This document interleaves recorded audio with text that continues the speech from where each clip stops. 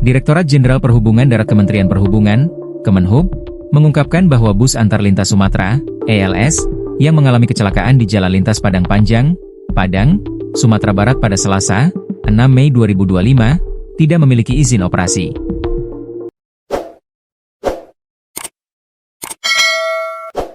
Hal itu diungkapkan setelah Kemenhub melakukan pengecekan pada aplikasi Mitra Darat.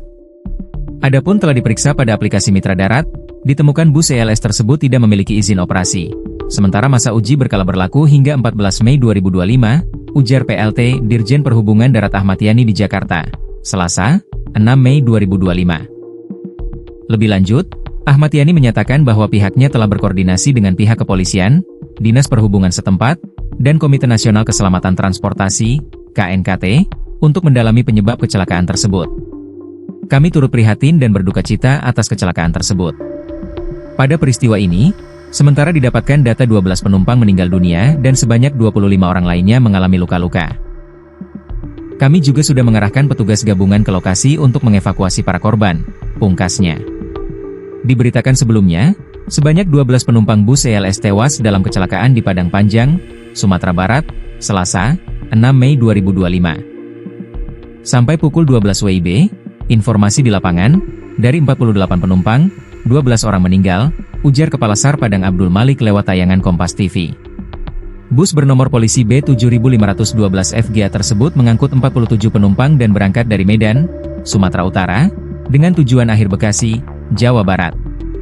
Perjalanan awal berlangsung tanpa kendala, sebagaimana diceritakan salah satu penumpang selamat, Desmond. Menurutnya, bus dalam kondisi baik hingga tiba di Bukit Tinggi pada waktu subuh.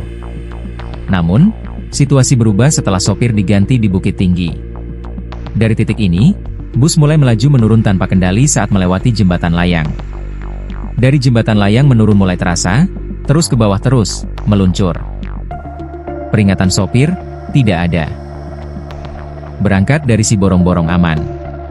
Berhenti, di Bukit Tinggi, subuh kita sampai dari situ ganti sopir 2, barulah, kejadian ini, ujar Desmond kepada Kompas TV. Bus terus meluncur tanpa peringatan sebelum akhirnya menabrak tembok dan terguling. Desmond yang duduk di bangku tiga belakang sopir berhasil keluar lewat kaca depan yang terlepas. Begitu terbalik, ku tengok kaca lepas, keluar aku, katanya. Insiden itu menyebabkan 12 penumpang tewas di tempat, sementara 35 lainnya mengalami luka-luka, baik ringan maupun berat. 2 dari korban tewas diketahui masih anak-anak.